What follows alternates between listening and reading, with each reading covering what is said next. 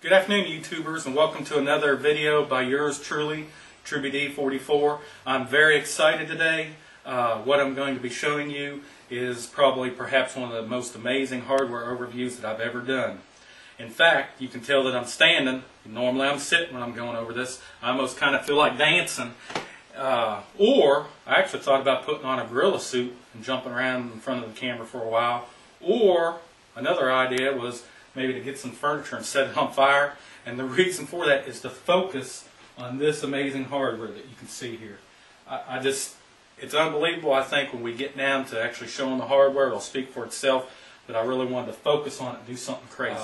I'm really looking forward to doing this video and showing you what my next build is going to be for a client. He's a radiologist, and that's going to be some of the main parts of this computer, what it's going to do. One thing I want to mention to you all that are thinking to have a build done, this is a type of build that I just love doing. I mean, I have a passion for it, and the reason I do is not only do I get to play with, kick-ass hardware, but I'm able to sit down with someone, talk about what their specific need is, and to make it happen. Alienware, Origin PC, iBuy Power PC, they all make good computers, but you basically go on their website and you pick out pre-configured computers. What I do for the client is they say, hey, I want to do this. And I say, I think we can do it.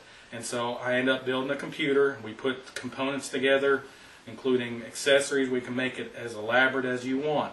And what I'm going to be showing to you today is as elaborate as it can be.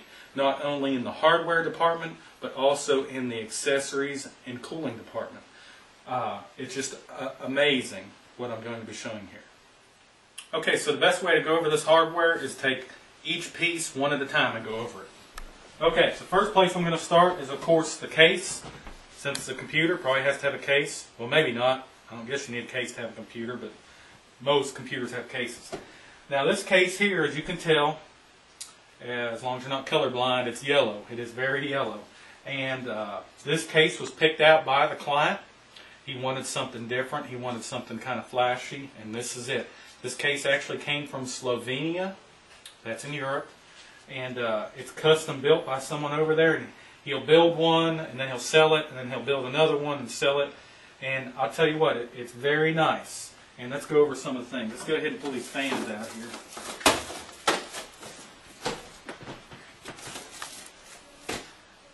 By the way, we're going to go over the fans here in a second. Okay, now if you look at this case, it's going to be able to fit the SR-2. Now, one of the differences between this case and the modified case that me and my buddy have built in the Corsair 800 or 700D is over here, strangely enough, there's only 9 PCI Express input-output slots. 1, 2, 3, 4, 5, 6, 7, 8, 9. So that means if you want to run a quad SLI setup with this case, you will have to water cool because there won't be another place for your bottom card to exhaust to. So that's kind of one of the funny quirks on it. Another funny quirk actually allowed me to buy a cool piece of hardware, which I was able to get permission from my wife. If you look here on this panel, it's actually a very nice panel. If you look at it, there is no less than 11 spots to put these little screws. And I don't know if you can see it, if you can zoom in on this little screw here. See that little screw? There's 11 of them just to pull off that panel.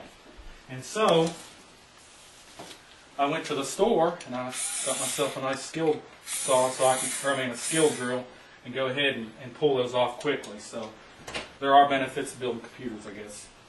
Okay, so another thing that I'll mention here is this hard drive cage here. We're going to be putting 10 SSDs in this build, but I'm not going to be using this at all. I'm going to be using this space for probably some water cooling stuff, so I'm going to be pulling this out. All the SSDs are going to go on the bottom, which I'll go ahead and go over that later, how I'm going to do that with the completed build, because some of this stuff, like I said, I do a custom build for someone. I have in mind how I want it to look, but I have not worked out all the details yet. Something else that we're going to change in this case, if you can look back here, Bill, is this case is built for one power supply, we're going to make a bracket where we'll actually put 2 power supplies in this case, because there's going to be so much hardware it's going to require 2 power supplies. Who's going to make that bracket? You, Bill. Okay, so let's see what else. On the front here, I've already got, normally I don't do a video before I've started working on the case, and so I've already got vandal switches there, so I'm going to have vandal switches. They're going to be red. The theme for this build is going to be yellow, like a deep red, and black. That's the only colors you're going to see. So all the stuff that we put in the front here is going to be painted yellow, or it's going to be black. Let's go to the top. This computer is going to have 2 cooling loops. One is going to be an internal cooling loop for the CPU and the motherboard, and it's going to be cooled by this quad EK 120mm radiator, which will fit up there. If you look at the top of that, there's a space to fit a quad radiator, so that's going to go in there like that. For the pump duties, we're going to be using this awesome, it's the MCP655. It's a Coolants pump, but it has bits power fittings. You can get it from Performance PCs. It's called the Uber pump, and everything's black. And so this is really one of the best pumps you can buy out there as far as discharge pressure, and so we're going to have plenty of pressure. And then I bought the EK reservoir. This holds 250 milliliters of coolant, and like I said, I got it in my mind where everything's going to go, but it's just not happened yet.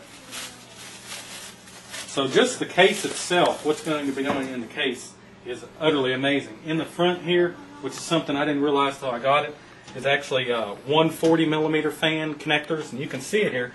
This is not something, normally when you buy a case, it can fit a 140 or a 120.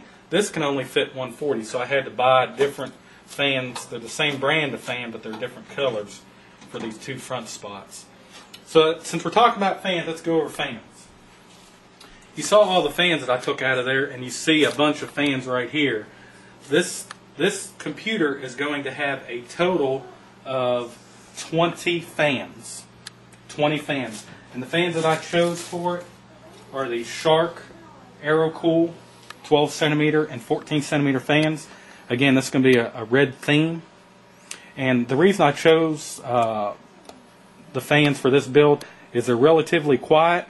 And if you look at them, they flow 82.6 CFM, and it actually has a high air pressure. Since we're going to be going through radiators, we need to have a high discharge pressure to make sure it pushes through the radiator.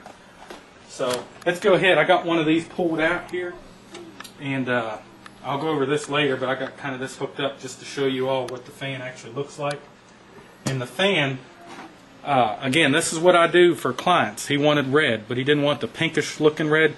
This is actually, I'm not sure if it looks pink or red on the video, but it is really deep red. It was one of the best red colored fans I could find, and it actually meets all the other requirements that we need for this. Now remember, I said there's going to be 20 fans in the build. There's going to be 11 in that case, and what we chose to control the all those fans is the Lamptron FC5. It's actually the version 2, which is hard to find right now. Now, why did I choose the FC5 version 2? If you look at the box here, you can actually change the readout to red. Remember, it's going to be red, black, and yellow. I don't want any blues or nothing. So this is going to be a very specialized build, and this Lamptron will fit the build perfectly. Okay, to go ahead and finish out kind of the accessories that I'm putting into the case is something new that Zalman is making. It's the CPU consumption meter, which you hook it up, and since we have 2 CPUs, I'm going to have 2 readouts. It'll actually tell you the consumption of power used by the CPU. Now this will already be account for 12 volts. It'll be reading at 12 volts. It'll be real CPU power. Now why did I choose this? Because I think it's cool. So again, when I build a computer for someone, not only do I pick what's needed, is I go ahead and go a little bit further and pick something that I think is cool. Now let me go ahead and pull this out. I think the look of it is very nice, and I think it's going to lend itself well to be painted, because remember, it's going to be yellow when we get done with it.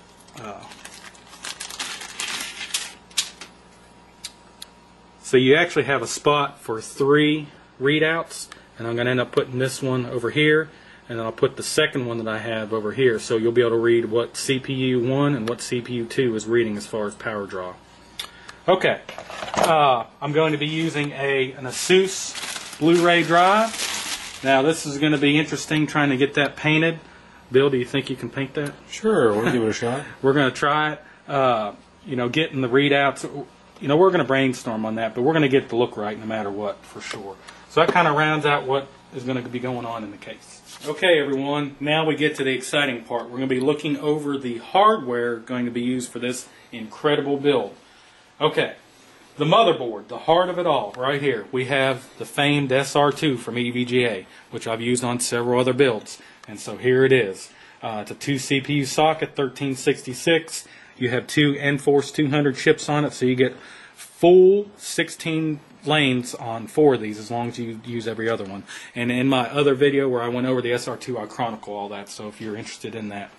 Okay. What is the fastest processor you can currently put in the SR-2? Well, it's the Intel Xeon X5690, and that's what we happen to have 2 of them right here. Those are $1,700 processors a piece right there, and has a stock speed of 3.46, which you know from my other builds that it will not remain at 3.46. Judging from previous overclocks in the past, I should be able to get almost a guaranteed 4.5. Maybe it'll get 4.8 because from what I hear, the 5690s actually clock better than the 5680s. Okay, after the motherboard, we're going to, of course, be water cooling everything. I bought 2 of the EK Red CPU water blocks, and you can see that's a good, I mean, that looks, it's their Extreme HF water block, and I got the red acrylic versions, and I'll have 2 of those right here, as you can see right here. So that, it's going to look awesome. It's going to look awesome, that's all I can say. And then here, I got the EK water block for the motherboard. Basically, the inside cooling is going to be EK everything.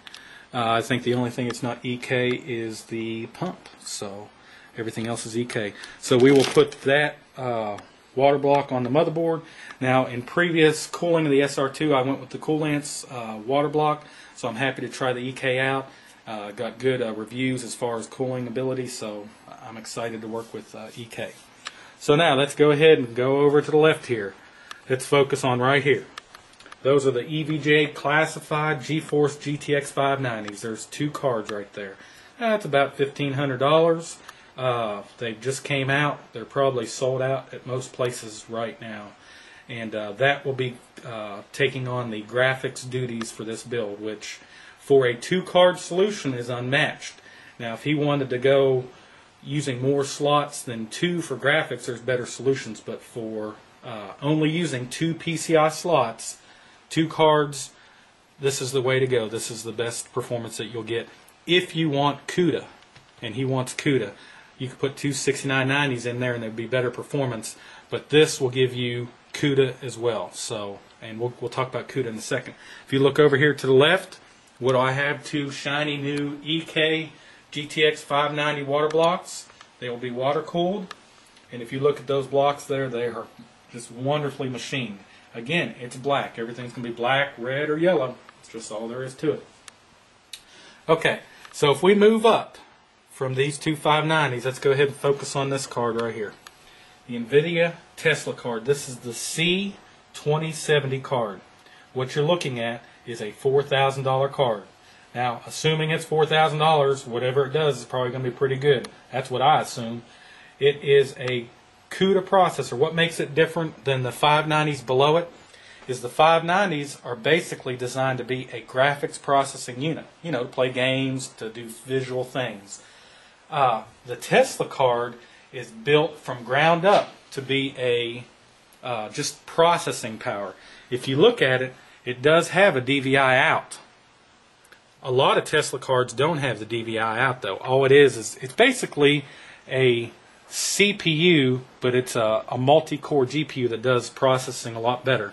Now, if you look on the screen right now, I'm going to link two links. And one of the links will explain what the difference between CPU computing and GPU computing. And the other link will actually tell you what Tesla does. So, Bill, we'll give you a quick synopsis of what Tesla does. Alright, actually, the CUDA is Nvidia's parallel computing architecture. It enables dramatic increases in computing performance by harnessing the power of the GPU. With millions of CUDA-enabled GPUs sold to date, software developers, scientists, and researchers are finding broad-ranging uses for CUDA, including image and video processing, computational biology and chemistry, fluid dynamics simulation, CT image reconstruction, seismic analysis, ray tracing, and much more. Okay, so to a lot of you that are mostly gaming people, which is a lot of people that are subscribed to me for gaming, the Tesla may be like, what the heck is that? But believe me, it is. I think the world's fastest supercomputer currently in the world right now has an array of these. You know, they're just lined up, and what it does is it far outperforms than this 5690. This 5690 has 6 cores, 12 virtual cores. This, I think, has 448 CUDA cores. So, I mean, it tells you just how much more processing power the Tesla card than the actual CPU. I think in the future, Intel could be in some trouble. Intel could, their CPUs could end up being like the Northbridge to these things. So you can read up the 2 links that I have linked. You can look at it. And some of the uses for Tesla, Bill, are what? They have some different industry software solutions for CUDA. I'll just name them off. Computational structural mechanics is one. Bioinformatics and life sciences. And these are all just different software suites. Computational electromatics and electrodynamics. Computational finance. Computational fluid dynamics. Data mining, analytics, and databases. Imaging and computer vision. Medical imaging, molecular dynamics, numerical analysis, and weather, atmospheric, ocean modeling, and space sciences. Those are all just different topics where you can have, or different areas that will have specific software applications that CUDA will be able to perform. Yeah, and so since my client is a radiologist, this Tesla card, these will also do the computational analysis, but this is built so with all 3 of these working together. And again, this is one of the aspects of the computer that I think will work. I've done some reading on it, and I think it will work, but it's something that I do customization for all of you that want a computer built. Hey, will this work? And I'll try it. And I think I'll get all 3 of these to work, and they should, depending on how the software is written, they'll be able to work together, and he will be able to do some imaging, that's for sure.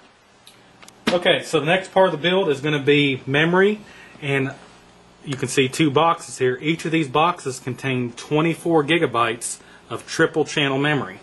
And so this build will have a total of 48 gigabytes. And let's go ahead and have a look at the memory. It is the G.SKILL Ripjaws, and you can see it's the 1600 speed stuff with a latency of 78724. And so for 4 gigabyte modules, a latency of 7 is really well. And I've actually already tested this.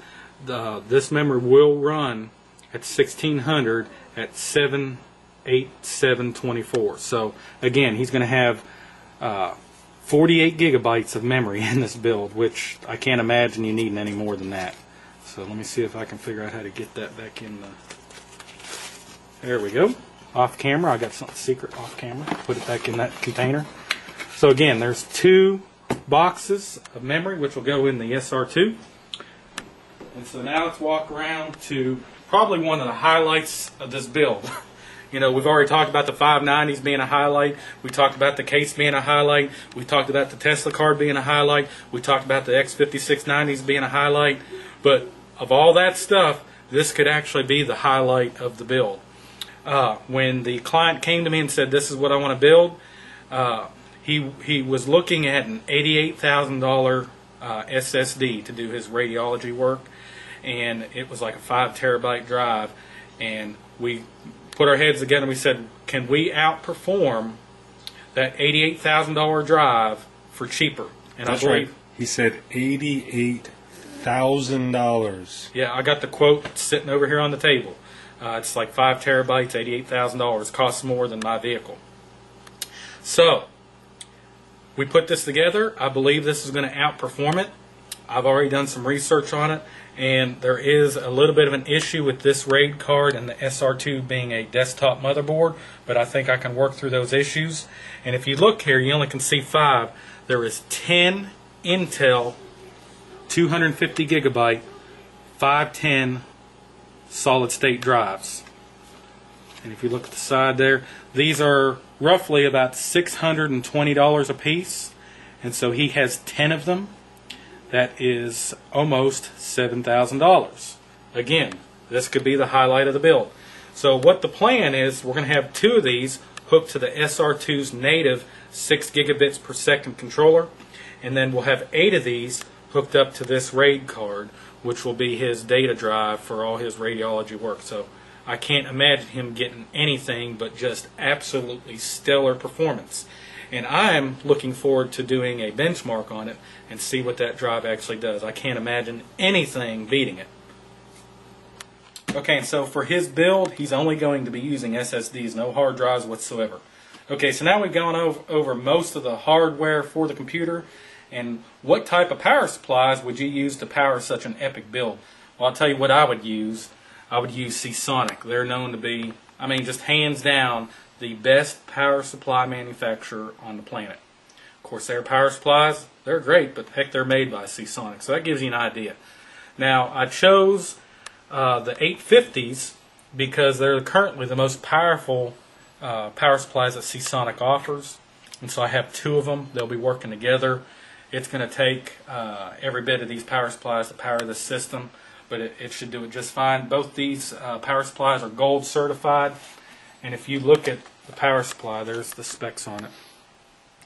Has the single rail for the 12 volt, which I like. It is fully modular. Just unbelievable, unmatched build quality.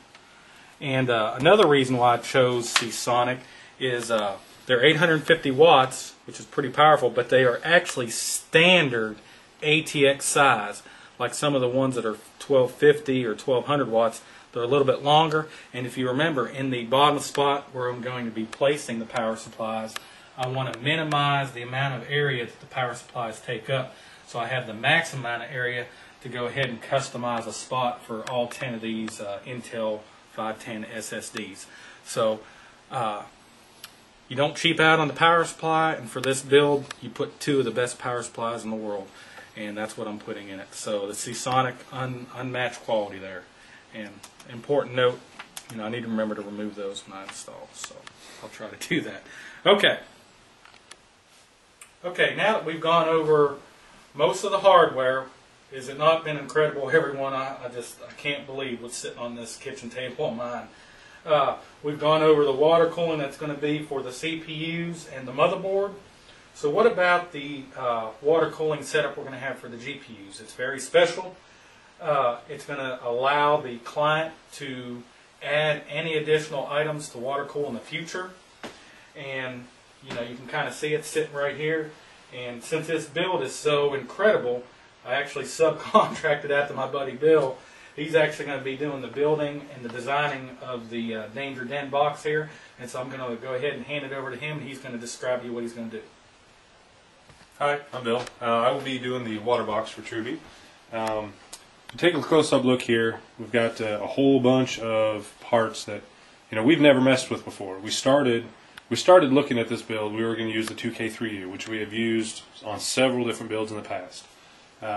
But while we were doing that, one of the things we talked about was I was going to have to take the 2K3U apart, paint it so that it'll match the case. We were going to change out all the LEDs, make everything red. There was a lot of labor involved with pulling that 2K3U apart, putting it back together. And then we also had the aspect, heck, if we did mess something up, we're looking at a $900 mistake. To get a new 2K3U would be about $900. So during that process, Truby actually found this Danger Den radiator box, or radiator case on performance PCs, and we started talking about ideas. This is actually an acrylic, which would be a heck of a lot easier to paint. And the other part of that is it's only $150 for this case. So if we get to the point where we clean it up, you can take it apart and I'll paint each piece individually. If I mess one of those pieces up, it'd be a heck of a lot cheaper to buy a new piece than to buy a whole new 2K3U. But we'll go ahead and take a look at actually everything that's going to go into this. I believe that after all is said and done, this will actually probably outperform the 2K3U in a couple different areas. These radiators are a heck of a lot thicker than the radiator that's in 2K3U, and the pump that we're going to put in this thing is one of the, probably one of the best pumps in the world. And we'll take a look at that in a second. We've talked about the fans briefly. We're going to use the same fans inside this radiator box as we're going to use inside the case. If we take a look, like I said, True would say there's a total of 20 different fans that are going into this thing, and I think you add it up, we've got about $300 just in fans going into this build. We'll pull these fans off, take a look at what we've got inside. We've still got this one running here, and this fan's actually nice. It has two different settings. It's got a 7-volt setting to make it quieter. It runs a little bit lower flow, and then the 12-volt will actually run a little bit faster, a little bit more flow. The radiators we're going to be using, the XSPC, and this is a 63 millimeter thick radiator. It's probably the second thickest radiator you can get right now. I think the phaser might be a little bit thicker, but look at the box, you can get a little bit of idea what the dimensions of this thing are. It's the matte black finish, and it's 124 millimeters by 63 millimeters thick, 400 millimeters long. It's a pretty massive radiator, and we're going to get 3 of these things in here. And they're going to mount right up inside this box like that, and we'll have the fans pushing air through them. Get a really good flow through there. And this case actually comes with spots to put fittings coming in. You can put the quick disconnects, and they actually screw right into this case. We'll have quick disconnects on this side, and then we'll just loop through all the radiators and come back out. One of the interesting things is we kind of didn't notice, or I didn't notice when we first started looking. This side of the case will be completely open. So when you put all the components in there, you want everything tied up nicely and neatly, and which we will do. We'll have this fan header down below, kind of out of the way. But there will be nothing covering this side. So that actually gives us a chance to install this massive pump down at the bottom. And this is it's pretty much the same, it is the same exact pump as the Uber that we're going to put inside, but there are 2 pumps going to be working in series. So the discharge of the first pump will actually go into the intake of the second pump, and you're going to have just a massive amount of pressure coming out of this. Absolutely no need whatsoever to upgrade this pump in the future. It'll be able to handle anything that the client wants to cool in the future, and that's one of the reasons we decided to go with this. So this pump will actually mount right here in the front. It'll be front and center. We'll have the loop, kind of like I said, coming in the bottom, step through all of them, as well as stepping through this reservoir, which we found. It's also a danger den made by the same company that made the radiator box. But the cool thing about this, it's actually sized 120 millimeters, so you can actually mount it right on the front of one of these fans. So you'll be able to see the level really easily. It's going to be a nice centerpiece, and it's very well manufactured. We both really like this radiator reservoir. That'll be a good addition to the case itself. Okay, so that's everything that's going inside the water box, or I've started calling it a water box, the Danger Den radiator case. Move over, we've got all the final details, if you will. This is Primal Chill red tubing, and if you look, it'll go on forever. This is a very Truby-esque thing to do. He's always telling me, man, tubing's cheap, just buy a whole bunch. This is about 20 feet of tubing. We could probably do 5 cases with that. Yeah, but wouldn't it be bad, like if you were short like 1 meter and couldn't get power to your computer? Well, yeah, that's true. Okay. The fittings that we're using, they're all the Bits Power matte black, and this one you'll probably zoom in and get a good look at it. This is an extension, but as I said, we've got just all kinds of different fittings that we're going to use. We've also got a touch of red that we use. Here's a fill cap. We're just going to place different red pieces throughout the build, kind of give it that extra, an extra touch to make it look like we really tried, because that's what we do. This is a Danger Den SLI fitting kit. You've got for 1 slot, for 2 slot, and 3 slot spacing. I've never used these before, but it looks like it'll be a really good addition to the build. One of the last things that we're going to talk about, we want to do you want to be able to see the temperature of each of the loops. So one, we're doing the internal CPU loop and the external GPU loop. And these are the XSPC temperature sensors. It's an LCD display. And of course, going with the red theme, this is a red LCD. And what we're going to do is I'm going to have to modify this and use use the fitting, which is inside here. This is a flow-through temperature sensor made by Phobia. And I'm going to have to modify this to get signal to that red LCD, because this LCD is blue. Okay, so that's the temperature sensors. We're going to have the coolants, high performance liquid coolant. It's the low conductivity. It's a clear, and we do have a blood red dye bomb. I'm not sure if we're going to use that or not, because we do have the red tubing. And then we've also got these Silverstone arrow slots that we'll see what it looks like when we're done. But these might get painted yellow or black, or we'll take a look at what looks best when we get those installed. Okay, so what do you guys think? Is this going to be an epic build or what? I think, you can take any one of these components and make it into its own build, and that would be the showcase of why that build is great. For instance, I could make a regular computer build with 2 GTX590s and be like, wow, that build's awesome. Or I can take an SR-2 with no GPUs at all and put 2 X5690s in it and be like, wow, look at that build. Or I can take a build with 10 Intel 510 SSDs and be like, wow. Or 1 Tesla card, wow. Or one build with this Danger Den water blocks with that dual Uber pump, be wow. A build with 2 Seasonic power supplies, be wow. So I'm telling you, this is the biggest computer undertaking that I've ever made. And I'm excited about it. It's going to take us a while to do this.